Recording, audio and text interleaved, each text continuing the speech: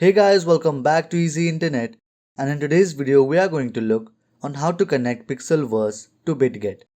First, open up your Pixelverse, tap here and tap on Connect New Wallet and select Bitget from here. If you have an account in Bitget, then select Yes, I have it. But if you don't already have a Bitget account, then select Create an account. I already have a Bitget account, so I am going to choose the first option.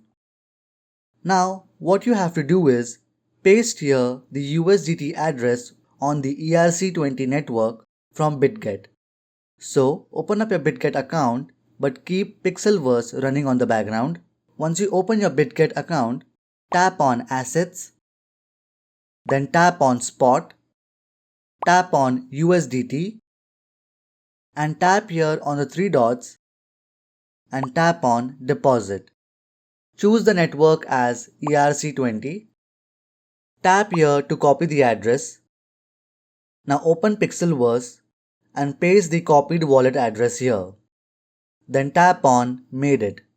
You have successfully connected Pixelverse to your Bitget account. I hope this video has helped you. Do like, share and subscribe to Easy Internet for more such videos. Thanks for watching.